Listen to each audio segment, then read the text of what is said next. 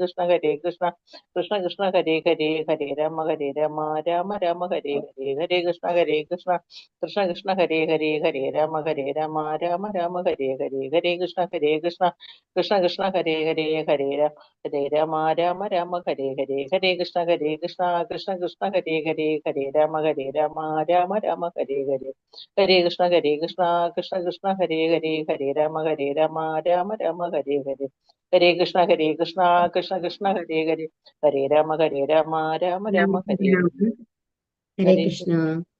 ഹരേ കൃഷ്ണ മാതാജി, പ്രണാം ഹരേ കൃഷ്ണ. മാതാജി. ഹരേ കൃഷ്ണ. കേരള ഭാഗവതം പഠനത്തിലേക്ക് എല്ലാവർക്കും സ്വാഗതം. ഹരേ കൃഷ്ണ മാതാജി. ഹരേ കൃഷ്ണ. പ്രണാം മാതാജി.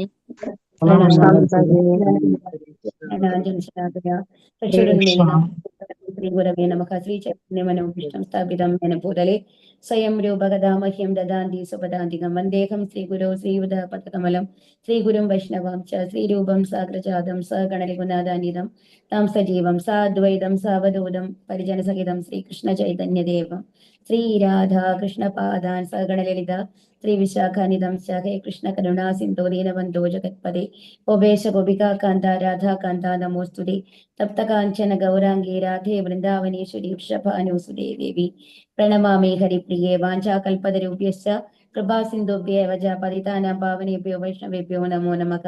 നമാം വിഷ്ണുപാദായ കൃഷ്ണപ്രേഷ്ഠായ ഭൂതലേ ശ്രീമതേ ഭക്തിവേദാന്ത സ്വാമി ഇതി നാമിനേ. നമസ്തേ സാരസ്വതേ ദേവേ ഗൗരവാണി പ്രചാരിണി നിർവിശേഷ ശൂന്യവാദി പാശ്ചാത്യദേശധാരിണി. നമാം വിഷ്ണുപാദായ കൃഷ്ണപ്രേഷ്ഠായ ഭൂതലേ ശ്രീമതേ ജയപതാക സ്വാമി ഇതി നാമിനി. നമ ആചാര്യപാദായ നിതായ കൃപപ്രദായിനേ ഗൗരകഥാദാമതായ നഗരഗ്രാമതാരിണി. നാരായണം നമസ്കൃത്യ നരം ചൈവ നരോത്തമം ദേവീം സരസ്വതീം വ്യാസം തതോദയമുദീരയത് നഷ്ടപ്രായേഷു ഭദ്രേഷു നിത്യം ഭാഗവത സേവയാ ഭഗവതീർ ഉത്തമ ശ്ലോകേ ഭക്തിർഭവതി നൈഷ്ഠികി. ജയ ശ്രീകൃഷ്ണ ചൈതന്യ പ്രഭോ നിത്യാനന്ദ ശ്രീ അദ്വൈത ഗദാധര ശ്രീവാസാദി ഗൗരഭക്തവൃന്ദ. ഹരേ കൃഷ്ണ കൃഷ്ണ കൃഷ്ണ ഹരേ ഹരേ ഹരേ രാമ രാമ രാമ ഹരേ ഹരേ. ഹരേ കൃഷ്ണ. എല്ലാവർക്കും പ്രണാമം. നമ്മള് ഗോസ്വാമിയെ പറ്റിയിട്ടാണ് പറഞ്ഞുകൊണ്ടിരുന്നിരുന്നത് അല്ലെ. എന്താണ് പറഞ്ഞത്? അദ്ദേഹം അതീന്ദ്രിയനാണ്, ഭഗവാന് തുല്യമായിട്ടുള്ള ഒരാളാണ് എന്നുള്ള ലെവലാണ് പറഞ്ഞത്. അപ്പൊ അതുകൊണ്ട് തന്നെ അവർക്ക് യമനിയമങ്ങളൊന്നും ആവശ്യമില്ല എന്നുള്ള ലെവലിലാണ്. യമനിയമങ്ങൾക്കും അതീതനാണ്. അത് നമ്മൾക്കറിയാം. എങ്ങനെയാണ് സുഖദേവ് ഗോസ്വാമി വന്നത്? നമ്മളുടെ എന്തെങ്കിലും ഭൗതിക ലോകത്തിലെ ഏതെങ്കിലും പ്രോട്ടോകോൾ വെച്ചിട്ടാണോ? അത് വിവസ്ത്രനായിട്ടാണ് വന്നത് അല്ലെ. അപ്പൊ മറ്റുള്ളവരാണ് അങ്ങനെ നടക്കുന്നത് എന്നുണ്ടെന്നുണ്ടെങ്കിൽ ആരെങ്കിലും സമ്മതിക്കോ? ഇല്ല. അപ്പൊ അദ്ദേഹം എന്ന് പറഞ്ഞു കഴിഞ്ഞാല് ഇപ്പൊ നമ്മൾക്ക് വർണ്ണാശ്രമ ധർമ്മം എന്ന് പറഞ്ഞിട്ടുള്ള 4 ലെവലുകൾ നമ്മൾ തന്നിട്ടുണ്ട്. അതുപോലെ തന്നെ ബ്രഹ്മചര്യം, ഗൃഹസ്ഥം എന്നുള്ള ആശ്രമ വ്യവസ്ഥകളുണ്ട്, വർണ്ണങ്ങളുണ്ട് അല്ലെ.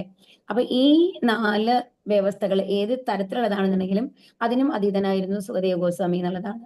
വ്യാസദേവൻ അങ്ങനെയല്ല. വ്യാസദേവനും എന്താണ് കൃഷ്ണദ്വൈപായനനാണ്, ഭഗവാന്റെ ശക്തിവേശ അവതാരാണ്. എന്നാൽ പോലും അദ്ദേഹം നമ്മളുടെ ഈ ഭൗതിക ലോകത്തിലെ എല്ലാ റൂൾസും റെഗുലേഷൻസും അനുസരിച്ചിരുന്നു. ഒരു ഗൃഹസ്ഥൻ എന്ന നിലയിലാണ് അദ്ദേഹം മറ്റുള്ള സ്ത്രീകളോട് പെരുമാറിയിരുന്നത് അല്ലെ. അപ്പൊ പക്ഷേ സുഖദേവ് ഗോസ്വാമിയെ സംബന്ധിച്ച് എന്താണ്, അതിനു മേലെയാണ്. പരമഹംസ ലെവലിൽ എത്തിയ ഒരാളായതുകൊണ്ട് തന്നെ അദ്ദേഹത്തിന് വന്നു കഴിഞ്ഞിട്ട് ഇതൊന്നും ബാധകമായിരുന്നില്ല എന്നുള്ളതാണ് ഇതിനു മുമ്പത്തെ ശ്ലോകത്തില് നമ്മൾ പറഞ്ഞിരുന്നത്. ശ്ലോകം 8. ഓം നമോ ഭഗവതേ വാസുദേവായ, ഓം നമോ ഭഗവതേ വാസുദേവായ, ഓം നമോ ഭഗവതേ വാസുദേവായ. ചൊല്ലിക്കോളൂ കേട്ടോ. നമോ ഭഗവതേ വാസുദേവായ, ഓം നമോ ഭഗവതേ വാസുദേവായ, ഓം നമോ ഭഗവതേ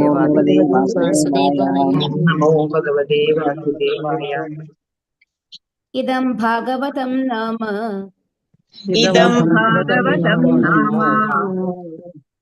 പുരാണം ബ്രഹ്മ സംഹിതം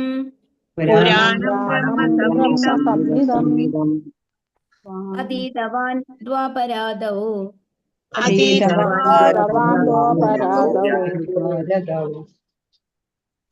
ദ്വൈപായനാദകം.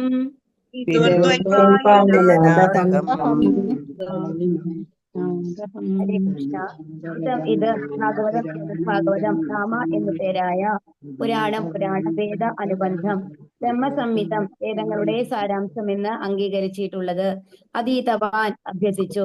ദ്വാപര ആദൗ ദ്വാപര യുഗാന്ത്യത്തിൽ, പിതുഹു എന്റെ പിതാവിൽ നിന്നും, ദ്വൈപായന വ്യാസദേവൻ, അഹം ഞാൻ, വിവർത്തനം ശ്രീല പ്രഭുപാദിക്ക് ജയ്.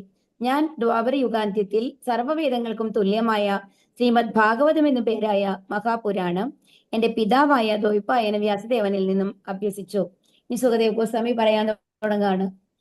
എന്താണ് പറയുന്നത്? ഞാൻ എൻ്റെ പിതാവായിട്ടുള്ള കൃഷ്ണ ദ്വൈപായനിൽ നിന്നും ദ്വൈപായന വ്യാസദേവനിൽ നിന്നും എന്തഭ്യസിച്ചു? ഭാഗവതം അഭ്യസിച്ചു. എപ്പോൾ? ദ്വാപര യുഗാന്തത്തിന്റെ അന്ത്യത്തില് അല്ലെ. അത് പറയുന്നുണ്ട് ഭാഗവതത്തിനെ എന്തായിട്ടാണ് താരതമ്യപ്പെടുത്തിയിട്ടുള്ളത്? സർവ്വവേദങ്ങളുടെയും സാരമാണ്. നമ്മൾ പറഞ്ഞു അല്ലെ 3-ാമത്തെ ശ്ലോകത്തില്, നിഗമ കൽപ്പതരോർ ഗളിതം ഫലം. അതെന്താണ്? പക്വമായ ഫലമാണ്, പാകപ്പെട്ടത്, അത്രയും പഴുത്ത ഒരു പഴമാണത്. അതിന്റെ പ്രത്യേകത എന്താണ്? ഏത് ഭാഗത്ത് നിന്ന് എടുത്തു കഴിഞ്ഞാലും, അതിന്റെ ഏത് അംശം എടുത്തു കഴിഞ്ഞു കഴിഞ്ഞാലും ഒരുപോലെ മധുരമാണ്, തേൻ പോലെ മധുരിക്കുന്നതാണ് എന്നുള്ളതാണ് അല്ലെ. അമൃത് എന്നാണ് ഇവിടെ പറയുന്നത്. അമൃതിന് തുല്യമായിട്ട് അപ്പൊ ഭാഗവതത്തിന്റെ ഏത് ഭാഗം എടുത്ത് പഠിച്ചു കഴിഞ്ഞു കഴിഞ്ഞാലും ആത്മാർത്ഥതയോട് കൂടിയിട്ട് നമ്മൾ പഠിക്കുകയാണ് എന്നുണ്ടെങ്കിൽ എന്താണ്, നമ്മൾക്ക് ആ ഒരു എന്താ പറയാ, ഭഗവാനുള്ള അഭിനിവേശം നമ്മൾ അറിയാതെ തന്നെ വരും എന്നാണ് പറയുന്നത്. അത് സ്പിരിച്വൽ ആയിട്ടുള്ള ആ ഒരു ഭാവം, ആത്മീയ ഭാവം നമ്മളിൽ ഉണരും എന്നുള്ളതാണ് പറയുന്നത്. അപ്പൊ അതാണ് ഇവിടെ പറയുന്നത്. എല്ലാ വേദങ്ങളുടെയും സാരമാണ് എന്ത്? ഭാഗവതം. അതിൽ 2-ാമത്തെ ശ്ലോകത്തിൽ പറയുന്നുണ്ട് അല്ലെ, ധർമ്മ പ്രോചിത കൈതവോത്ര പരമോ എന്ന് പറയുമ്പോൾ അതിൽ എന്താണ് പറയുന്നത്? ഭാഗവതം ഒരു ഗ്രന്ഥം മാത്രം മതി, വേറെ ഒന്നിനെയും ആശ്രയിക്കേണ്ട ആവശ്യമില്ല. അത് തന്നെ മതി. ഈ ഭാഗവതം തനിയെ മാത്രം പഠിച്ചാൽ മതി. വേറെ ഏത് പുസ്തകങ്ങളും നമ്മൾ തൊഴേണ്ട ആവശ്യമില്ല, വേറെ ഏത് ആത്മീയ ഗ്രന്ഥങ്ങൾ റെഫർ ചെയ്യേണ്ട ആവശ്യമില്ല. എല്ലാത്തിന്റെയും സാരം ഇതിലുണ്ട്. അപ്പൊ ഈ ഒരു പുസ്തകം ഭാഗവതം മാത്രം ആത്മാർത്ഥതയോടുകൂടി ശ്രദ്ധയോട് കൂടിയിട്ട് ഒരു ഗുരുവിന്റെ കയ്യിൽ നിന്ന് നമ്മൾ അഭ്യസിക്കുകയാണ് എന്നുണ്ടെങ്കിൽ എന്താണ് അതിന്റെ ഫലം? തീർച്ചയായിട്ടും ഭഗവാന്റെ പദാരവിന്ദങ്ങൾ നമുക്ക് ലഭിക്കും എന്നുള്ളതാണ്. ഭാവാർത്ഥം. ശ്രീല പ്രഭുപാദിക്ക് ജയ്. നിയമങ്ങളുടെയും നിയന്ത്രണങ്ങളുടെയും യമനിയമങ്ങൾ സീമയ്ക്ക് അതീതനായ പരമോന്നത അതീന്ദ്രിയവാദി. നമ്മളത് ഓൾറെഡി എക്സ്പ്ലെയിൻ ചെയ്ത് കഴിഞ്ഞതാണ് അല്ലേ, എങ്ങനെയാണ് നിയമങ്ങളുടെയും നിയന്ത്രണങ്ങളുടെയും മേലെയുള്ളത് എന്നുള്ളത്. മുഖ്യമായും പരമദിവ്യോത്തമ പുരുഷനെ കുറിച്ച് ശ്രവിക്കുകയും വാഴ്ത്തുകയും ചെയ്യുന്ന പരമപ്രധാനമായ നിയുക്ത കർത്തവ്യത്തിൽ വ്യാപൃതനാവുന്നു എന്ന സ്വപ്രസ്താവനയെ ശ്രീ ശുകദേവ ഗോസ്വാമി സ്വന്തം ദൃഷ്ടാന്തത്തിലൂടെ സാക്ഷ്യപ്പെടുത്തുകയാണ് ഇവിടെ. അതായത് സുഖദേവ ഗോസ്വാമി സ്വയം ആ ലെവലിലാണ് ഉള്ളത്. കാരണം നിയമങ്ങൾക്കും എന്താണ് യമങ്ങൾക്ക്, അതായത് വേണ്ടാത്തത് എന്ത് വേണ്ടത് എന്ത് എന്നുള്ള എന്താണ് പറയാ, വേർതിരിക്കലുകളില്ല സുഖദേവ ഗോസ്വാമിയുടെ. അതായത് ഭഗവാന് തുല്യനാണ് എന്നർത്ഥം. ഭഗവാൻ അതീന്ദ്രിയനാണ്. ഭഗവാന്റെ ശരീരവും ഭഗവാന്റെ എന്താ പറയുന്നത് നാമവും രൂപവും ഒന്നും വ്യത്യാസമില്ല, ഒരു ദ്വന്ദ്ങ്ങളില്ല അല്ലെ അവിടെ. ആ ഒരു അവസ്ഥയിൽ ആരെത്തിക്കഴിഞ്ഞിട്ടുണ്ട്? സുഖദേവ ഗോസ്വാമി. അതുകൊണ്ടാണ് സുഖദേവ ഗോസ്വാമിയുടെ ആ മനസ്സും ഈ ഭൗതിക ശരീരവും തമ്മിൽ വ്യത്യാസമില്ല എന്ന് പറയുന്നത്. അതുകൊണ്ടാണ് അദ്ദേഹത്തിന് വിവസ്ത്രനായി കഴിഞ്ഞു കഴിഞ്ഞാലും ആ നാണം എന്ന് പറയുന്നത് വരുന്നില്ല. അത് നമ്മളുടെ ഉള്ളിൽ വരുന്നത് എന്തുകൊണ്ടാണ്? നമ്മൾ ഈ 3 ഗുണങ്ങളിൽ ഉള്ളത് കൊണ്ട് നമ്മൾക്ക് ഓപ്പോസിറ്റ് ആയിട്ടുള്ള ഒരു ജെൻഡർ ഒരാളെ കണ്ട ആകർഷണം വരും. ആ ആകർഷണം സുഖദേവ് ഗോസ്വാമിക്ക് ഇല്ല. കാരണം അത്ര വേർതിരിവുകളില്ല. ഭഗവാന്റെ അതേ ഭാവമാണ് സുഖദേവ് ഗോസ്വാമിക്ക് ഉള്ളത്. അതാണ് നമ്മൾ ഇവിടെ മനസ്സിലാക്കേണ്ടത്. ശ്രീ ശുകദേവ് ഗോസ്വാമി അംഗീകൃത മുക്താത്മാവും പരമോന്നത അതീന്ദ്രിയവാദിയുമാകയാൽ പരീക്ഷ മഹാരാജാവിന്റെ ജീവിതത്തിലെ അവസാനത്തെ 7 ദിനങ്ങളിൽ ഒത്തുചേർന്ന ഉത്തുംഗരായ എല്ലാ സന്യാസി ശ്രേഷ്ഠന്മാരും അദ്ദേഹത്തെ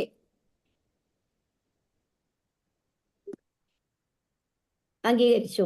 ഭഗവാന്റെ ദിവ്യലീലകളിൽ സ്വയം ആകർഷനായ അദ്ദേഹം മഹാനായ സ്വപിതാവ് ദ്വൈപായന വ്യാസദേവനിൽ നിന്നും ശ്രീമദ് ഭാഗവതം അഭ്യസിച്ചുവെന്ന് സ്വന്തം ജീവിത ദൃഷ്ടാന്തത്തിൽ നിന്നും ഉദ്ധരിക്കുന്നു. ഇപ്പൊ അദ്ദേഹം സ്വയമാണ് പറയുന്നത് അല്ലെ.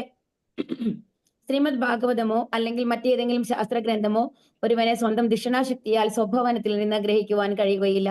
ശരീരശാസ്ത്രം സംബന്ധിച്ചുള്ള വൈദ്യശാസ്ത്ര ഗ്രന്ഥങ്ങളിൽ വിപണിയിൽ ലഭിക്കും എങ്കിലും ഭവനത്തിലിരുന്ന് അത്തരം ഗ്രന്ഥങ്ങൾ വായിച്ചു പഠിച്ച് മാത്രം ആർക്കും യോഗ്യനായ ഒരു ഭിഷഗ്വരൻ ആയിത്തീരുക സാധ്യമല്ല. അതിനെ മെഡിക്കൽ കോളേജിൽ ചേർന്ന് വിദഗ്ധരായ അധ്യാപകരുടെ മാർഗനിർദ്ദേശത്തിന് കീഴിൽ വൈദ്യശാസ്ത്ര ഗ്രന്ഥങ്ങൾ പഠിക്കണം.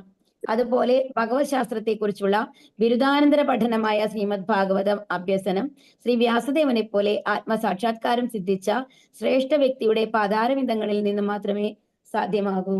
ഇത് പ്രത്യേകിച്ച് എക്സ്പ്ലെയിൻ ചെയ്യാൻ ഇപ്പൊ മനസ്സിലായില്ലേ? എന്താ പറയുക, നമുക്ക് MBBS ഒരു ഡോക്ടറുടെ ഡിഗ്രി വേണമെന്ന് വെച്ചോളൂ. അതിന്റെ ഗ്രന്ഥങ്ങളൊക്കെ നമ്മൾക്ക് ലൈബ്രറി പോയി കിട്ടും. നല്ല നല്ല വലിയ ലൈബ്രറി പോയാൽ കൂടി കിട്ടും. അത് കാരണം ഒരുപാട് കോസ്റ്റ്ലി ആണ്. അത്തരം പുസ്തകങ്ങളൊക്കെ വിലയ്ക്ക് വാങ്ങുക എന്ന് പറയുന്നത് ബുദ്ധിമുട്ടാണ്.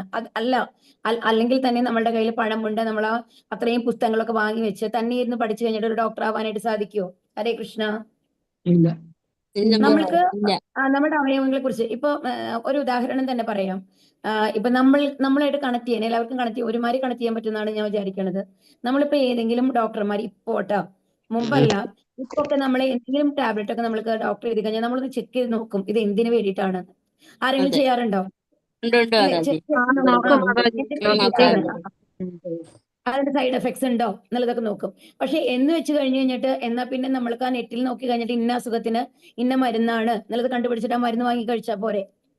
അങ്ങനെ ചെയ്തു കഴിഞ്ഞാൽ പ്രാവർത്തികം തോന്നുന്നുണ്ടോ? ഇല്ല. കാരണം എന്താണെന്നുണ്ടെങ്കിൽ ഓരോരുത്തരുടെ ശരീരം വേറെ വേറെ മാതിരിയുണ്ടാവുക. ഹരേ കൃഷ്ണ. ഹരേ കൃഷ്ണ. അപ്പൊ എന്താ സംഭവിക്കുക? ഓരോരുത്തരുടെ ശരീരം വേറെ വേറെ മാതിരിയാണ് ഉള്ളത്.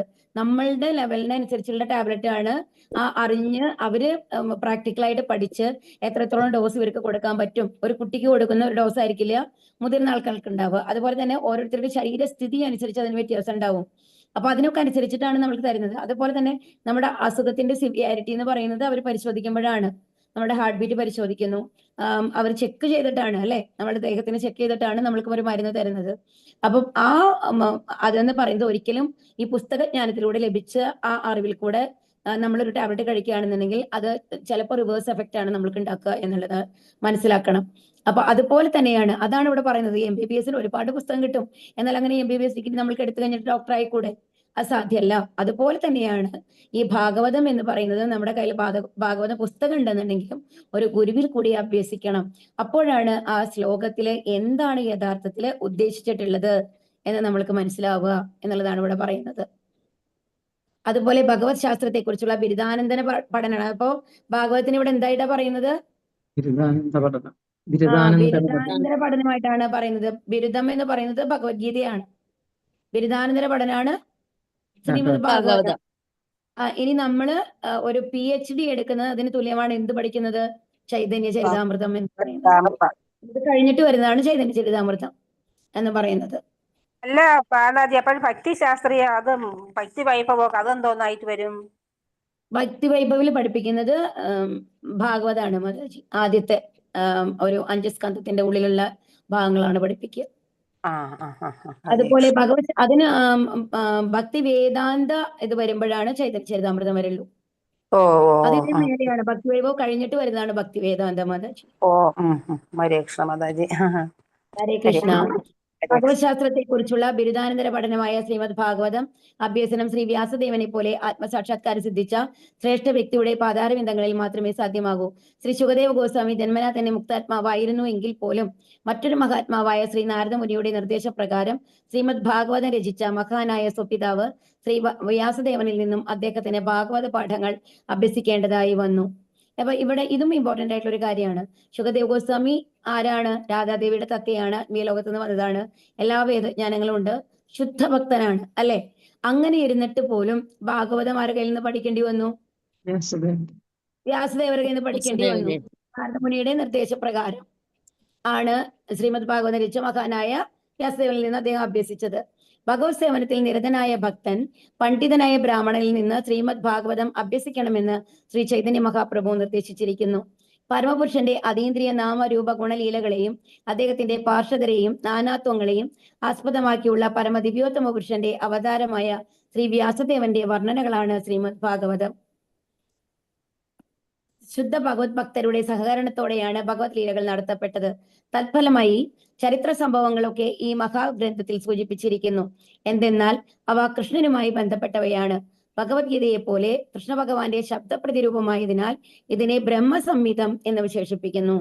അതാണ് ഭഗവാൻ നമ്മൾക്ക് തന്നിട്ട് പോയിക്കാണ്. കലിയുഗത്തിൽ തിരോധാനം ചെയ്തപ്പോ കലിയുഗത്തിൽ ആൾക്കാർ എന്ത് ചെയ്യണം?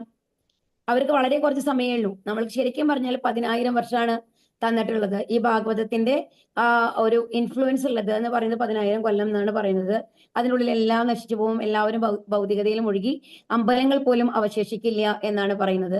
അപ്പൊ അതിനു വേണ്ടിയിട്ട് ആഗ്രഹമുള്ളവർക്കെല്ലാം എത്രയും പെട്ടെന്ന് ഭഗവാന്റെ അടുത്തേക്ക് തിരിച്ചു പോവാനുള്ള ഒരു ചാൻസ് നമ്മൾക്ക് തന്നേക്കാണ്. എന്തിൽ കൂടി? ഭാഗവതത്തിൽ കൂടി. അതുകൊണ്ട് തന്നെ ഇതിന് എന്താണ് പറയുന്നത്? ബ്രഹ്മസംഹിതം എന്ന്. പരമപുരുഷനായ ഭഗവാനാൽ അരുളി ചെയ്യപ്പെട്ടതിനാൽ ഭഗവത്ഗീത ഭഗവാന്റെ ശബ്ദാവതാരവും ശബ്ദരൂപത്തിലുള്ള അവതാരവും. പരമദിവ്യോത്ത പുരുഷനായ ഭഗവാന്റെ കർമ്മങ്ങളെ കുറിച്ച് ഭഗവത് അവതാരമായ വ്യാസദേവനാൽ വർണ്ണിക്കപ്പെട്ടതിനാൽ ശ്രീമദ് ഭാഗവതം ഭഗവാന്റെ ശബ്ദ പ്രതിരൂപം അഥവാ ശബ്ദ പ്രാതിനിധ്യവുമാകുന്നു. രണ്ടും നമ്മൾ വ്യത്യാസം മനസ്സിലായില്ലേ? ആദ്യത്തേത് എന്ന് പറയുന്നത് ശബ്ദാവതാരാണ്. ഭഗവത്ഗീത എന്ന് പറയുന്നത് ഭഗവാൻ പറഞ്ഞു കൊടുക്കുകയാണ് ചെയ്യുന്നത് അല്ലെ. ഇത് എന്ന് പറയുന്നതോ ശബ്ദരൂപം ആണ്. ഭഗവാന്റെ രൂപം തന്നെയാണ്, ഭഗവാൻ തന്നെയാണ് എന്നർത്ഥം. ഭാഗവതം ഭഗവാൻ തന്നെയാണ്. പക്ഷെ ഏത് രൂപത്തിലാണ് ഭഗവാൻ നമ്മുടെ മുമ്പിൽ ഇപ്പൊ ഉള്ളത്? ശബ്ദരൂപത്തില്. ആ ശബ്ദരൂപത്തിലുള്ള ഭഗവാനാണ് ആര്? ഭാഗവതം എന്ന് പറയുന്നത്, ശബ്ദ പ്രാതിനിധ്യം എന്ന് പറയുന്നത്. ഈ ഗ്രന്ഥാരംഭത്തിൽ പ്രസ്താവിച്ചിരിക്കുന്നത് പോലെ ശ്രീമദ് ഭാഗവതം വൈദിക അഭിലാഷ വൃക്ഷത്തിന്റെ സത്വം ബ്രഹ്മം എന്ന വിഷയത്തെ സംബന്ധിച്ച പരമതത്വശാസ്ത്ര പ്രബന്ധമായ ബ്രഹ്മസൂത്രത്തിന്റെ സ്വാഭാവികമായ വ്യാഖ്യാനവുമാകുന്നു. അപ്പൊ ഇതില് എന്താ പറയുന്നത്? എല്ലാ വേദങ്ങളുടെയും സത്താണ് നമ്മൾ ഓൾറെഡി പറഞ്ഞു കഴിഞ്ഞു അല്ലെ. ഇനി അടുത്തത് എന്താ പറയുന്നത്? ബ്രഹ്മം എന്ന വിഷയത്തെ സംബന്ധിച്ച. ബ്രഹ്മം എന്ന് പറയുന്നത് എന്താണ് ശരിക്കും പറഞ്ഞു കഴിഞ്ഞാല്? ആ ഭഗവാന്റെ 3 രൂപങ്ങൾ നമ്മൾ പറയുന്നുണ്ടല്ലേ, അതാണ് ഇവിടെ ഉദ്ദേശിക്കുന്നത്. ബ്രഹ്മം എന്ന് പറയുമ്പോൾ എന്താണ്? ബ്രഹ്മബോധ എന്ന് പറയാം. ആദ്യത്തത് എന്ന് പറയുന്നത് എന്താണ്? ആ ബ്രഹ്മജ്യോതിയായിട്ടുള്ള ഭഗവാനും, രണ്ടാമത് പരമാത്മാ രൂപത്തിലുള്ള ഭഗവാനും, മൂന്നാമത് ഭഗവാൻ. ആ ഭഗവാനിലേക്കാണ് നമ്മൾ എത്തേണ്ടത് അല്ലെ. ഇതിനെല്ലാം ഉൾക്കൊള്ളുന്ന അത് ആരാണ് എന്ന് ഭഗവാൻ എന്നുള്ളത് നമ്മളെ മനസ്സിലാക്കിപ്പിക്കുന്ന ബ്രഹ്മസൂത്രത്തിന്റെ സ്വാഭാവികമായിട്ടുള്ള വ്യാഖ്യാനാണ് എന്നാണ് പറയുന്നത്. ഈ ഭാഗവതം പഠിച്ചു കഴിഞ്ഞാൽ ഭഗവാന്റെ സാക്ഷാത്കാരം നമ്മൾക്ക് ലഭിക്കും. ആ ഭഗവാന്റെയാണ് ലഭിക്കുന്നത്, പരമാത്മാ ബ്രഹ്മജ്യോതി അല്ല. കാരണം എന്താണ്? ഭഗവാന്റെ ലീലകളെ കുറിച്ചാണ് പറയുന്നത്. ശുദ്ധഭക്തന്മാരിൽ കൂടെ അത് എങ്ങനെ ഭക്തി എങ്ങനെ പ്രാക്ടീസ് ചെയ്യണം ഭക്തി യോഗത്തിൽ കൂടി എന്നുള്ളതാണ് ഭാഗവതം നമ്മളെ പഠിപ്പിക്കുന്നത്. ആ ഭക്തി യോഗത്തിൽ കൂടി ഭഗവാന്റെ ലീലകൾ അറിഞ്ഞ് ഭഗവാന്റെ വ്യക്തിരൂപത്തെ ആരാധിക്കുന്ന വ്യക്തി തീർച്ചയായിട്ടും എവിടേക്കാണ് എത്താൻ പോകുന്നത്? ഗോലോക വൃന്ദാവനത്തിലേക്കാണ് എത്താൻ പോകുന്നത് അല്ലെ. അതുകൊണ്ടാണ് അങ്ങനെ പറയുന്നത് കേട്ടോ. സത്യവതിയുടെ പുത്രനായി ദ്വാപര യുഗാന്ത്യത്തിൽ വ്യാസദേവൻ ആവിർഭൂതനാകയാൽ ദ്വാപര ആദൗ അല്ലെങ്കിൽ ദ്വാപര യുഗാരംഭം എന്ന പദം കലിയുഗാരംഭത്തിന് തൊട്ടു മുമ്പ് എന്ന് അർത്ഥമാക്കുന്നു.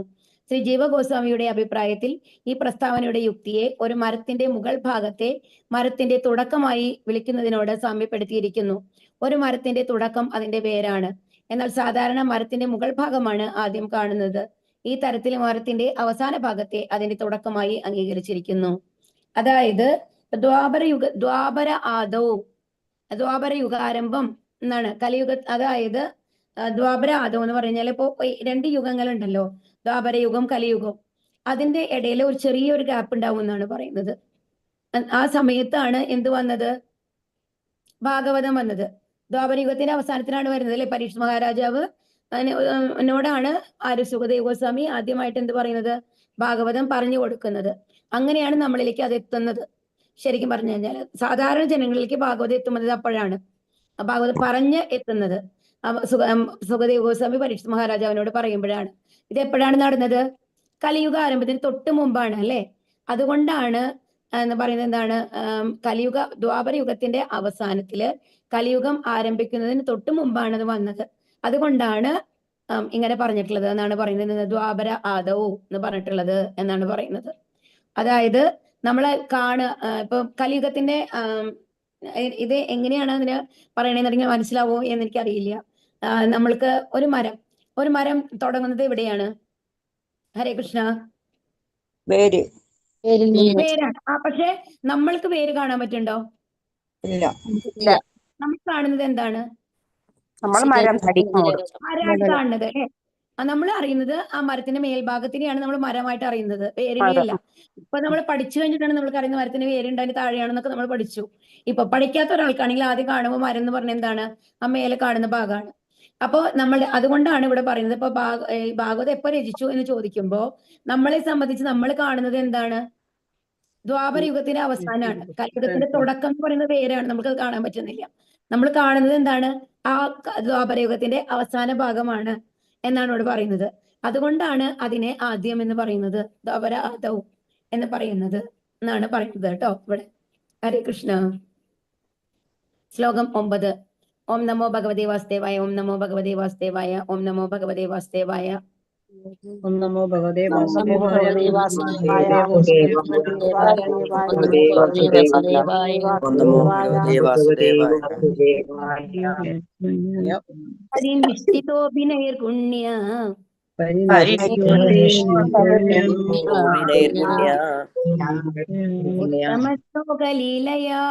ഉത്തമശ്ലോകലീലയാ ഗൃഹീതചേതാ രാജർഷേ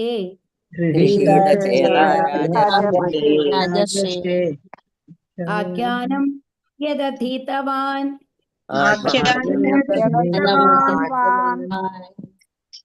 ഹരേ കൃഷ്ണ. പരിനിഷ്ഠിതാക പൂർണ്ണമായും മനസ്സിലാക്കിയ, അഭി എന്നിട്ടും, നൈഗുണ്യെ അതീന്ദ്രിയത്തിൽ, ഉത്തമ ജ്ഞാനത്തിൽ പ്രകാശിപ്പിച്ചു. ശ്ലോകം ലീലയാ ലീലകളാൽ, ഗൃഹീത ആകർഷിതനാകയാൽ, ചേതാക ശ്രദ്ധ, രാജർഷേ അലയോ രാജർഷി, ആഖ്യാനം വർണ്ണനം, യത് അധീതവാൻ ഞാൻ അഭ്യസിച്ചു. വിവർത്തനം ശ്രീല പ്രപാദിക്കിജെ. അലയോ രാജർഷി, നിശ്ചയമായും ഞാൻ പരിപൂർണ അതീന്ദ്രിയാവസ്ഥയിലാണ് സ്ഥിതി ചെയ്തിരുന്നത്. എന്നിട്ടും ജ്ഞാനത്താൽ പ്രകാശം പകരുന്ന ശ്ലോകങ്ങളാൽ വിശദീകരിച്ച ഭഗവത് ലീലയുടെ വർണ്ണനങ്ങളിൽ ഞാൻ ആകർഷനായി തീർന്നു. ഇവിടെ എന്താ പറയുന്നത്? ശരിക്കും അതീന്ദ്രിയവാദിയായിരുന്നു ആര്? സുഖദേവ ഗോസ്വാമി. ഭക്തനല്ല. ഭക്തനേക്കാൾ കൂടുതൽ നിർവ്യക്തിഗത ബ്രഹ്മത്തെ ആരാധിച്ചിരുന്ന ആളായിരുന്നു ആര്? സുഖദേവ ഗോസ്വാമി. പക്ഷേ എന്നിട്ടും ജ്ഞാനത്താൽ പ്രകാശം പകരുന്ന ശ്ലോകങ്ങളാൽ വിശദീകരിച്ച, എന്നിട്ടും ഭാഗവതത്തിന്റെ ആ ശ്ലോകങ്ങൾ, അപ്പൊ തുടക്കത്തിൽ വരുമ്പോ ഏത് 2 ശ്ലോകങ്ങളാണ് നമ്മൾ ഓൾറെഡി പലതവണ പറഞ്ഞതാണ് അല്ലെ? പരകാബീഡോ അഹോബഗിയോ. ഈ 2 ശ്ലോകങ്ങളിൽ ആകർഷനാവുകയാണ് ചെയ്യുന്നത്. അപ്പൊ എന്നിട്ട് എന്താ പറയുന്നത്? ഭഗവത് ലീലകളുടെ വർണ്ണനകളിൽ ഞാൻ ആകർഷനായി തീർന്നു. നിർവ്യക്തിഗത ബ്രഹ്മമാണ് ഭഗവാൻ എന്ന് വിശ്വസിച്ചിരുന്ന ഞാൻ എന്തിൽ ആകർഷനായി തീർന്നു? ഭഗവാന്റെ ആ ലീലകളുടെ വർണ്ണനകളിൽ ആകർഷനായി തീർന്നു. അങ്ങനെ എന്തായി മാറി? ഭക്തിയോഗിയായിട്ട് മാറി എന്നാണ് ഇവിടെ പറയുന്നത്. നിർവ്യക്തിഗത രൂപത്തിൽ നിന്ന് വ്യക്തി രൂപത്തെ ആരാധിക്കുന്ന അവസ്ഥയിലേക്ക് മാറുകയാണ് ചെയ്യുന്നത്. അപ്പൊ ഇത് നമ്മൾക്ക് അറിയാം. ആ ഒരു പ്രസിദ്ധമായിട്ടുള്ള ശ്ലോകം ഉണ്ട് അല്ലെ? ആത്മാരാമശ്ച മുനയോ എന്ന് പറഞ്ഞിട്ടുള്ള ഒരു ശ്ലോകം ഉണ്ട്. ആ ശ്ലോകത്തില് എന്താ പറയുന്നത്? ആ ആത്മാരാമന്മാരായിട്ടുള്ള ആൾക്കാർ എന്ന് പറഞ്ഞു കഴിഞ്ഞാല് അവർക്ക് ഏതുമായിട്ടും ബന്ധമില്ല. പൂർണ്ണ വിരക്തിയാണ്. സ്വയം ആത്മാവിനെ മാത്രം അറിയുന്ന ആൾ, അതായത് പരമാത്മാ രൂപത്തിലുള്ള ഭഗവാനെ അറിയുന്ന അവസ്ഥയിലാണ് അവരുള്ളത്. വേറെ ഈ ഭൂലോകമായിട്ട് ഒരു ബന്ധവുമില്ല. ഭൗതിക കാര്യങ്ങളുമായിട്ട് എന്തുമായിട്ടും അവർ ബന്ധപ്പെടുത്തുന്നില്ല. അതുപോലെ തന്നെ ഏതിലും അവർക്ക് ആകർഷണമില്ല. ആ ലെവലിലുള്ള ആൾക്കാരാണ് ആത്മാരാമന്മാര്. അങ്ങനെയുള്ള ആത്മാരാമന്മാർ പോലും ആരിൽ ആകർഷരാണ്? ഭഗവാന്റെ ലീലകളില് ആകർഷരാണ്. അവര് അതിൽ മുഴുകുന്നു എന്നുള്ളതാണ് പറയുന്നത്. അപ്പൊ ആ ഭഗവാന്റെ ആകർഷണം എന്ന് പറയുന്നത് വേറെ ഒന്നിലുമുള്ള ആഗ്രഹമില്ലാത്ത ഒരാളെ പോലും ആകർഷിക്കത്തക്കതാണ് ആര്? ഭഗവാന്റെ ആ രൂപം, ഭാവം, എന്താണ് രൂപഗുണ മാധുര്യ ലീലകള് എന്നുള്ളതാണ്. അപ്പൊ അതാണ് ഇവിടെ പറയുന്നത്. അപ്പൊ ആര് വേണമെങ്കിലും എന്താണ്? അപ്പൊ ജ്ഞാനം എന്നുള്ളത്, അപ്പൊ അതിന്റെ രണ്ടാമത്തെ കാര്യം നമ്മൾ ഇവിടെ മനസ്സിലാക്കേണ്ടത് എന്താണെന്നുണ്ടെങ്കിൽ, എന്തിന്റെയും അവസാനം എന്ന് പറയുന്നത് എന്താണ്? അത് ഭക്തിയോഗാണ്. അതായത് ഒരു ഭക്തിയോഗിയെ സംബന്ധിച്ച്, ഭക്തി സേവനങ്ങൾ ചെയ്യുന്ന നമ്മളെ സംബന്ധിച്ച് അത് ആദ്യത്തെ പടിയാണ് അല്ലെ? ഭക്തിയുടെ ആദ്യത്തെ പടിയാണെങ്കിലും ബാക്കി ഏത് യോഗപ്രകാരം, ജ്ഞാനയോഗം മൂലമാണെന്നുണ്ടെങ്കിലും അഷ്ടാംഗ യോഗം മൂലമാണെന്നുണ്ടെങ്കിലും ഭഗവാനെ സമീപിക്കുന്ന ആൾക്കാരുടെ അവസാനത്തെ പടി എന്ന് പറയുന്നത് എന്താണ്? ഭക്തിയോഗം, ഭക്തിയുടെ സേവനങ്ങളാണ്. അപ്പൊ ഈ ഭഗവാന്റെ ആ ലീലകളിൽ ആകർഷനാവാതെ ഒരാൾക്കും എവിടേക്ക് എത്താനായിട്ട് സാധിക്കില്ല? ഭഗവാന്റെ ധാമത്തിലേക്ക് എത്താനായിട്ട് സാധിക്കില്ല എന്നുള്ളതാണ്. അപ്പൊ നമ്മൾ എത്ര ഭാഗ്യവാന്മാരാണ്! നമ്മൾ ആദ്യം തന്നെ എന്താ ചെയ്യുന്നത്? നമ്മൾ ഷോർട്ട് കട്ട് മെത്തേഡാണ് എടുത്തേക്കണത്. അവസാനത്തെ പടിയെ നമ്മൾ ആദ്യത്തെ പടിയാക്കി മാറ്റുകയാണ് ചെയ്യുന്നത് അല്ലെ? അപ്പൊ എന്താണ്? ഭഗവാൻ നമ്മൾക്ക് അനുഗ്രഹം ചൊരിഞ്ഞുകൊണ്ട് നമ്മളുടെ ഭൗതിക മാലിന്യങ്ങൾ നീക്കിക്കൊണ്ട് നമ്മളെ ശുദ്ധഭക്തരാക്കി മാറ്റുകയാണ് ചെയ്യുന്നത്. അതുകൊണ്ടാണ് കലിയുഗത്തെ സംബന്ധിച്ചിടത്തോളം ഭക്തി സേവനമാണ് ഏറ്റവും ഉത്തമമായ മാർഗം എന്നുള്ളത് ഭഗവത്ഗീതയുടെ ഓരോ ശ്ലോകങ്ങളിലും നമ്മൾക്ക് വീണ്ടും വീണ്ടും നമ്മളെ പഠിപ്പിച്ചുകൊണ്ടിരിക്കുന്നത്. എസ്പെഷ്യലി പ്രഭുപാദയുടെ ഭാവാർത്ഥങ്ങളിലെ ഓരോ ഭാവാർത്ഥത്തിലും നമ്മൾ പറയും അല്ലെ, അവസാനം എന്താണ്? ഭക്തിയോഗമാണ് ചെയ്യേണ്ടത്, ഭക്തിയോഗമാണ് ചെയ്യേണ്ടത്. പത്രം പുഷ്പം ഫലം തോയം യോമേ ഭക്തിയാ പ്രിയശ്ചതി അല്ലെ? അങ്ങനെയാണ് പറയുന്നത്. ഭക്തിയോട് കൂടിയിട്ട് എന്താണ്? ഒരു പുഷ്പമോ ഫലമോ ഭഗവാന് വേണ്ടി സമർപ്പിക്കൂ, ഭഗവാനിൽ മുഴുകൂ എന്നാണ് പറയുന്നത്. താത്വികമായ ഊഹാപോഹത്താൽ പരമസത്യത്തെ ആദ്യം അവ്യക്തിഗതമായ ബ്രഹ്മമായും അതീന്ദ്രിയ ജ്ഞാനത്തിന്റെ ഉത്കർഷത്താൽ പിന്നീട് പരമാത്മാവായും ഗ്രഹിക്കുന്നു. എന്നാൽ ഭഗവത് കൃപയാൽ ശ്രീമദ് ഭാഗവതത്തിലെ ഉത്കൃഷ്ടമായ പ്രസ്താവനകളാൽ ഒരു അവ്യക്തഗതവാദി പ്രബുദ്ധനാകുന്ന പക്ഷം അയാളും പരമദിവ്യോത്തമ പുരുഷന്റെ അതീന്ദ്രിയ ഭക്തനായി മാറുന്നു. സുഖദേവ് ഗോസ്വാമിയെ പോലെ അല്പജ്ഞാനത്താൽ നമ്മള് പ്രകാശാനന്ദ സരസ്വതിയെ കാണും ചൈതന്യ ചരിതാമൃതത്തില്. അവരൊക്കെ ചൈതന്യ മഹാപ്രഭുവിന്റെ സ്വാധീനത്തിലാണ് എന്തായി മാറിയത്? ഭക്തിയോഗികളായിട്ട് മാറിയത് അല്ലെ, അതീന്ദ്രിയവാദികളിൽ നിന്ന്. അതായത് ആ നിർവ്യക്തിഗത ബ്രഹ്മത്തെ ആരാധിക്കുന്ന ആ അവസ്ഥയിൽ നിന്ന് അവരെല്ലാം അദ്വൈത ബ്രഹ്മത്തിനെ വിശ്വസിക്കുന്ന ആ അവസ്ഥയിൽ നിന്ന് അവരെല്ലാം ഭക്തി സേവനത്തിലേക്ക് മാറുന്നത് ചൈതന്യ മഹാപ്രഭുവിന്റെ ഇൻഫ്ലുവൻസോട് കൂടിയിട്ടാണ്. സാർവഭൗമ ഭട്ടാചാര്യ അവരൊക്കെ. അയാളും പരമദിവ്യോത്തമ പുരുഷന്റെ അതീന്ദ്രിയ ഭക്തനായി മാറുന്നു. അല്പജ്ഞാനത്താൽ പരമസത്യത്തിന്റെ വ്യക്തിഗത ഭാവം എന്ന ആശയത്തോട്, അഥവാ പരമദിവ്യോത്തമ പുരുഷനായ പരമസത്യം ഒരു ദിവ്യ വ്യക്തിത്വമാണെന്ന ആശയത്തോട് നമുക്ക് പൊരുത്തപ്പെടാനാവുന്നില്ല. അതിനാൽ വ്യക്തി എന്ന നിലയ്ക്കുള്ള ഭഗവത് കർമ്മങ്ങളെ അല്പജ്ഞാനികളായവർ അപലപിക്കുന്നു. എന്നാൽ യുക്തിയുക്തതയോടും വിതർക്കങ്ങളോടും പരമസത്യത്തെ സമീപിക്കുന്ന അതീന്ദ്രിയ പ്രക്രിയ അചഞ്ചലനായ അവ്യക്തിഗതവാദിയെ പോലും ഭഗവാന്റെ വ്യക്തിപരമായ ദിവ്യലീലകളിൽ ആകർഷനാക്കുന്നു. ലൗകികമായ ഒരു പ്രവൃത്തിക്കും സുഖദേവ് ഗോസ്വാമിയെ പോലൊരു വ്യക്തിയെ ആകർഷിക്കുവാൻ കഴിയുകയില്ല. ഭഗവാൻ ദിവ്യനാണ്, അതീന്ദ്രിയനാണ്. അതുപോലെ തന്നെ അദ്ദേഹത്തിന്റെ കർമ്മങ്ങളും. അദ്ദേഹം നിഷ്ക്രിയനോ നിരാകാരനോ അല്ല. ഹരേ കൃഷ്ണ. മനസ്സിലാവുന്നുണ്ടല്ലോ അല്ലെ? അദ്ദേഹം വ്യക്തിഗത രൂപത്തിൽ ആകർഷകരായ ആൾക്കാരാണ്. ഇതിൽ നമ്മൾ അതിലെ ഏറ്റവും ഇൻട്രസ്റ്റിംഗ് ആയിട്ടുള്ള ഒരു പോയിന്റ് നമ്മൾ നോട്ട് ചെയ്യേണ്ടത് എന്താണെന്നുണ്ടെങ്കിൽ, നമ്മൾ ഒരുപാട് കഥകൾ ഇപ്പൊ കേട്ടിട്ടുണ്ട്. ചൈതന്യ ചരിതാമൃതമാണെങ്കിലും ഭാഗവതത്തിലാണെന്നുണ്ടെങ്കിലും അതിലെപ്പോഴെങ്കിലും അവ്യക്തഗത ബ്രഹ്മത്തിൽ വിശ്വസിച്ചിരുന്ന സനാതന സനത്കുമാരന്മാര്, ആ കുമാരന്മാരൊക്കെ ആരായി മാറി? ആ തുളസിയുടെ ഗന്ധം ലഭിച്ചിട്ട് ഭക്തന്മാരായിട്ട് മാറി അല്ലെ? ഇപ്പൊ നമ്മൾ ഇപ്പൊ സുഖദേവ് ഗോസ്വാമിയെ കാണിക്കുന്നുണ്ട്. ആരെങ്കിലും റിവേഴ്സ് ആയിട്ട് നമ്മൾ എവിടെയെങ്കിലും കേട്ടിട്ടുണ്ടോ? ഭക്തിയുടെ സേവനത്തിൽ നിന്ന് ബ്രഹ്മവാദിയായിട്ടുള്ള ആരെങ്കിലും നമ്മൾ അറിഞ്ഞിട്ടുണ്ടോ? ഇല്ല. അതാണ് നമ്മൾ മനസ്സിലാക്കേണ്ടത്. ബ്രഹ്മവാദിയിൽ നിന്ന് പലരും ഭക്തിത സേവനങ്ങളിലേക്ക് വന്ന് ഭക്തിയോഗികളായിട്ട് മാറിയിട്ടുണ്ട്, ആ ഭഗവാന്റെ ചിരകളിൽ ആകർഷകരായിട്ട്. അപ്പൊ അത് തന്നെയാണ് അൾട്ടിമേറ്റ് എന്നുള്ളത് നമുക്ക് ഇതിൽ നിന്ന് മനസ്സിലാക്കാം. ഇതിൽ നിന്ന് ആരും തിരിച്ചു പോകുന്നില്ല എന്നുള്ളതിൽ നിന്ന് മനസ്സിലാക്കാം അല്ലെ? ഹരേ കൃഷ്ണ. ശ്ലോകം 10. ഓം നമോ ഭഗവതേ വാസുദേവായ, ഓം നമോ ഭഗവതേ വാസുദേവായ, ഓം നമോ ഭഗവതേ വാസുദേവായ. ഹരേ കൃഷ്ണ.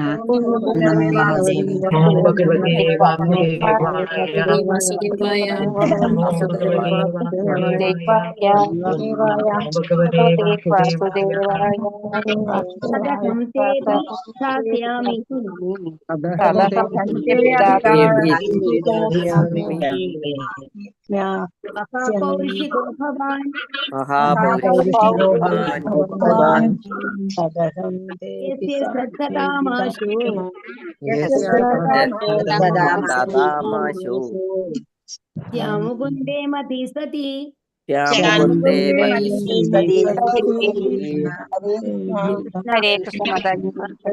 അഹം ഞാൻ തേ അങ്ങയിൽ അവിദാസ്യാമി ഒരു വിട മഹാപുരുഷിക ശ്രീകൃഷ്ണ ഭഗവാന്റെ ഏറ്റവും ആത്മാർത്ഥതയുള്ള ഭക്തൻ ഭഗവാൻ അവിടുന്ന് യജ്ഞയാഗത്തിന്റെ ശ്രദ്ധത പൂർണ്ണ ബഹുമതിയും ശ്രദ്ധയും നൽകുന്ന ആസു വളരെ പെട്ടെന്ന് അതങ്ങനെ ആയിത്തീരുന്നു. മുകുന്ദേ മുക്തി നൽകുന്ന ഭഗവാനിൽ മതിഹി വിശ്വാസം സതി പതറാത്ത.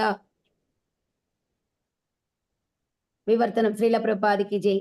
അങ്ങ് ശ്രീകൃഷ്ണ ഭഗവാന്റെ പരമഭക്തനാകയാൽ അതേ ശ്രീമദ് ഭാഗവതം ഞാനിപ്പോൾ അങ്ങയുടെ മുമ്പാകെ ഉരുവിടാം.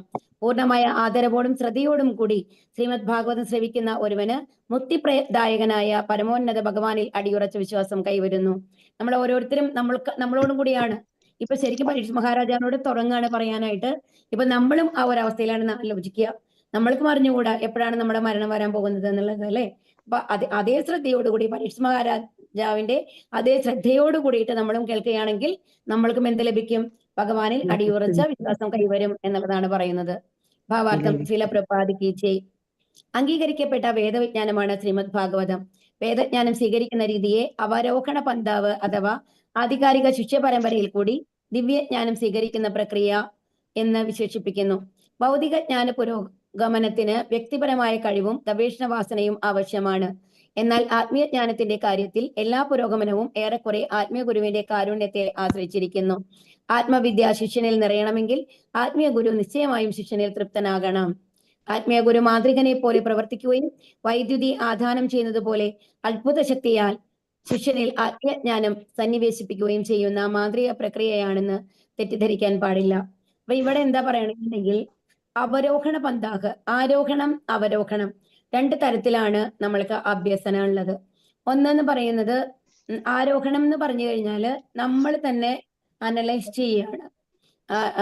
ഇവിടെ അവരോഹണ പന്താവ് എന്ന് പറഞ്ഞു കഴിഞ്ഞാല് നമ്മുടെ മുമ്പിലുള്ള ആൾക്കാരെ നമ്മൾക്ക് പറഞ്ഞു തരികയാണ് ഇന്നതാണ് എന്നുള്ളത്. ഇപ്പൊ നമ്മൾക്ക് എങ്ങനെയാണ് നമ്മൾ ജനിച്ചു കഴിയുമ്പോൾ പല കാര്യങ്ങളും നമ്മുടെ അമ്മയും അച്ഛനും പഠിപ്പിക്കാറുണ്ട് അല്ലെ. ഒരു കൊച്ചുകുട്ടികൾ തീയിനടുത്തേക്ക് മുകളിൽ നമ്മൾ മാറ്റും, ഇല്ല പൊള്ളും എന്ന് പറഞ്ഞിട്ട്. കുട്ടിയുടെ കാല് തീയിൽ വെച്ചിട്ടാണോ അവര് നമ്മളെ പഠിപ്പിക്കുന്നത്? അല്ല അല്ലെ, പൊള്ളും. അപ്പൊ എന്നിട്ട് അവര് മേ ബി അവര് വേണമെങ്കിൽ കാണിച്ചു കൊടുക്കും, ലൈറ്റ് അടിച്ചു വിടും, അയ്യോ ചുടണു എന്നിട്ട് കാണിച്ചു കൊടുക്കും. എന്നിട്ട് അത് പൊള്ളരുത് എന്നുള്ളത്. അപ്പൊ നമ്മൾ ഈ കുട്ടി എന്ത് ചെയ്യുന്നു, ആ അമ്മ പറഞ്ഞതാണ് അത് വിശ്വസിക്കുകയാണ് അല്ലെ. അപ്പൊ ആ രീതിയിലാണ് പഠിച്ചു വരുന്നത്. അപ്പൊ നമ്മൾ പറയും, പക്ഷെ കണ്ടറിയാത്തവൻ കൊണ്ടറിയും എന്ന് പറയുന്ന പോലെയാണത്. അനുസരിക്കാത്ത ആൾക്കാർ അനുഭവിച്ചറിയും. പക്ഷെ നമ്മൾക്കറിയാം ഇവര് പറയുന്ന കാര്യങ്ങള് കറക്റ്റ് ആണ് എന്നുള്ളത്. അങ്ങനെ ഒരുപാട് കാര്യങ്ങൾ നമ്മൾ അച്ഛനും അമ്മയും പറയുന്നത് അതുപോലെ വിശ്വസിച്ച് നമ്മൾ ഫോളോ ചെയ്യുന്ന ആൾക്കാരാണ് അല്ലെ. അങ്ങനെ ചെയ്യുന്ന ആൾക്കാരാണ്. ഇതിനെയാണ് അവരോഹണം എന്ന് പറയുന്നത്. അത് മറ്റുള്ളവർ പറയുന്നത് പൂർണ്ണമായും വിശ്വസിച്ച് അതിനെ പിന്തുടരുന്നു. അപ്പൊ ഇവിടെ അവരോഹണ പന്താഹ് എന്ന് പറയുന്നത് എന്താ തന്നെയാണ്, സോറി, പന്താവ് എന്ന് പറയുന്നത് എന്താണെന്നുണ്ടെങ്കിൽ ഏറ്റവും ആദ്യം ആരിൽ നിന്നാണ്? ഭഗവാനിൽ നിന്ന് ഈ ജ്ഞാനം ആർക്ക് പോയി? ആർക്കാണ് വന്നത്? ബ്രഹ്മാവിൽ നിന്ന് നാരദർക്ക്, അതിൽ നിന്ന് വ്യാസദേവർക്ക്. അങ്ങനെ വന്ന് പരമ്പരയിൽ കൂടിയാണ് ഈ ഭാഗവതമൊക്കെ നമ്മളിലേക്ക് എത്തുന്നത് അല്ലെ. അതിനാണ് അവരോഹണ പന്താവ് എന്ന് പറയുന്നത്. താഴെ വരികയാണ് അത് അടുത്ത തലമുറയ്ക്ക്. പക്ഷെ ആരോഹണം എന്ന് പറയുമ്പോൾ നമ്മൾ ഇതിലൊന്നും വിശ്വസിക്കുന്നില്ല. അപ്പൊ നമ്മൾ ഇവിടെ നിന്ന് ആലോചിക്കുകയാണ്, എങ്ങനെയാണ് ഞാൻ ജനിച്ചത്? എനിക്ക് അമ്മയുണ്ടായിരുന്നു, അച്ഛനുണ്ടായിരുന്നു. അവരെങ്ങനെ വന്നു? അവർക്ക് ഒരു അമ്മയും അച്ഛനും ഉണ്ടായിരുന്നു. അങ്ങനെ നമ്മളായിട്ട് നമ്മൾ ചിന്തിച്ചു പോവാണ് മേലേക്ക്. അപ്പൊ അതൊന്ന് എന്താണ് ആരോഹണം. പക്ഷെ ഇതിന്റെ പ്രോബ്ലം എന്താണെന്നുണ്ടെങ്കിൽ നമ്മൾക്കറിയാം എല്ലാവർക്കും മരണം ഉണ്ട് എന്നുള്ളത് അല്ലെ. അപ്പൊ നമ്മൾക്ക് എങ്ങനെയാണ് എല്ലാവർക്കും മരണം ഉണ്ടെന്ന് അറിയുന്നത്? നമ്മൾ കാണുന്ന ആൾക്കാരൊക്കെ മരിക്കുന്നുണ്ട്, നമ്മുടെ പൂർവികരൊക്കെ മരിച്ചിട്ടുണ്ട്. അതിന്റെ പൂർവികർ മരിച്ചിട്ടുണ്ടെന്ന് നമ്മളോട് ആര് പറഞ്ഞിട്ടുണ്ട്? നമ്മുടെ പൂർവികർ പറഞ്ഞിട്ടുണ്ട്. അതിനെ നമ്മൾ വിശ്വസിക്കുകയാണ് ചെയ്യുന്നത്.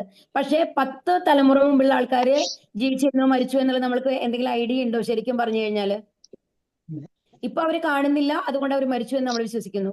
ലോകത്തിന്റെ വേറെ ഏതെങ്കിലും ലോകത്തിലേക്ക് പോയിട്ടുണ്ടാവാം, വേറെ എവിടെയെങ്കിലും ഉണ്ടാവാം എന്നുള്ള രീതിയിൽ നമ്മൾ ആലോചിക്കുകയാണെങ്കിൽ അതിനെന്തെങ്കിലും അവസാനം ഉണ്ടാവും. ഹരേ കൃഷ്ണ. അതായത് ഇപ്പൊ നമ്മൾ ഇന്ത്യയിലത്തെ ആൾക്കാരൊക്കെ ആയിരിക്കും നമ്മൾക്ക് അറിയാം, നമ്മുടെ ചുറ്റുവട്ടത്തുള്ള ആൾക്കാരെയാണ് നമ്മൾക്ക് അറിയുള്ളൂ. നമ്മൾക്ക് ഏതെങ്കിലും ജീവികൾക്ക് മരണമില്ലാത്തത് ഉണ്ടോ ഇല്ല എന്നുള്ളത് വ്യക്തമായിട്ട് നമ്മൾക്ക് അറിയാമോ? ഇല്ല അല്ലെ.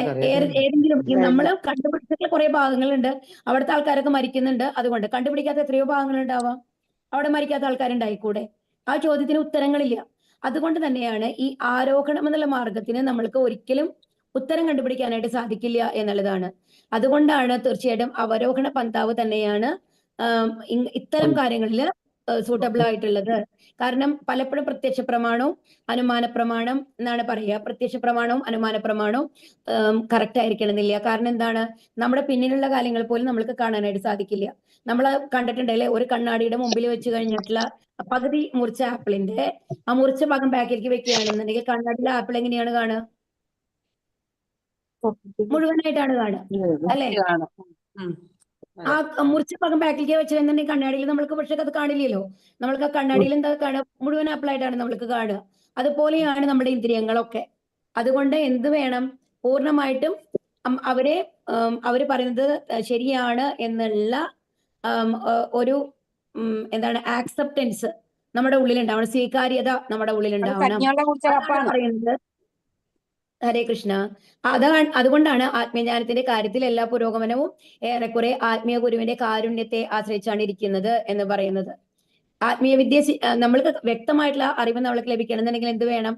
ആ ആത്മീയ ഗുരുവിന്റെ കാരുണ്യം കൊണ്ട് നമ്മൾക്ക് വ്യക്തമായിട്ടുള്ള അറിവ് നമ്മൾക്ക് പകർന്നു തരണം.